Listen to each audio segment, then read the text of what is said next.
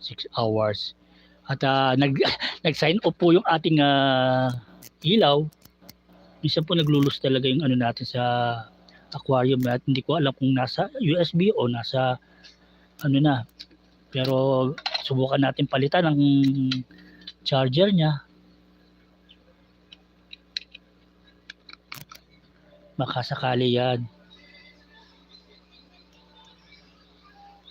Yan, oh. At least meron po tayong pagpapalitan ng mga gamit. Kaya yung mga useful na tools na inaano natin na talagang kailangan po talaga tinatabi natin. Ngayon naman nakita nyo naman ang visual natin na maliwanag naman at meron pa tayong 14 na tao na nanonood. Salamat po at yung mga ating 25 na likers na mabuhay po kayo lahat. Salamat po sa pag-antabay nyo. Nakita nyo naglagay tayo ng pagkain doon sa kanilang feeding tools na yun. Nakita mo kung gaano sila kasaya pagka nagkukumpulan sila. Nagkukumpulan sila sa ating feeding tools na DIY yan. Kaya sa ating may mga aquarium dyan na sana magkaroon kayo ng idea kung paano natin na-install yan.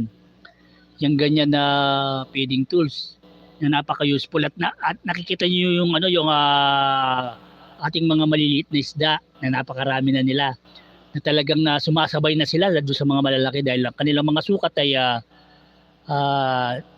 hindi na sila magkakasya doon sa mga mouth ng mga malalaking fish natin na masasabi natin na safe ng kanilang well-being.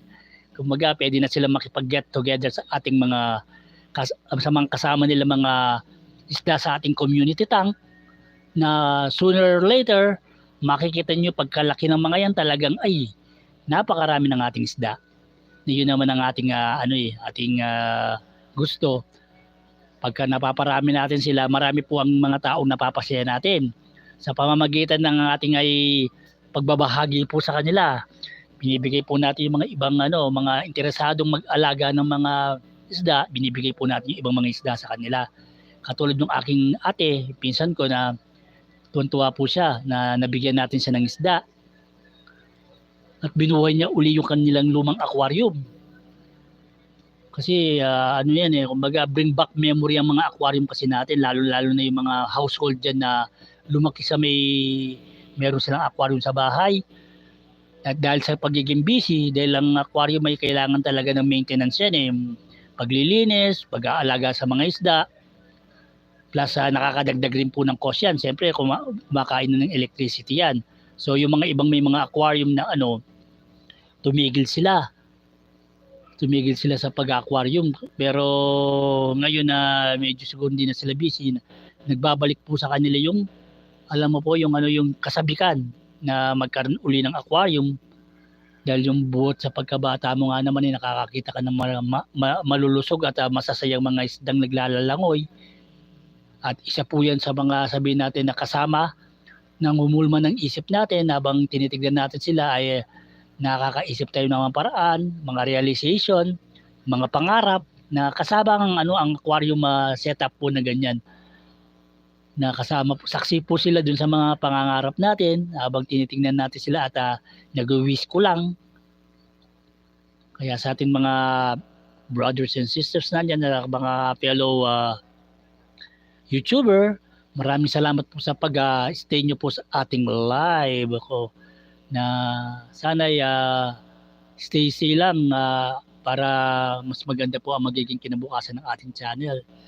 At sa mga nanonood po dyan salamat po at sana dumami pa kayo. As long as meron tayong viewers, sabi nga naman nila, wag muna tayo mag sign up. Hintayin po natin ng 1 more hour pa or maybe okay na po tayo kasi yun yung pagkakataon na makabisita po tayo sa ating mga friends at mga iba pong nagla-live.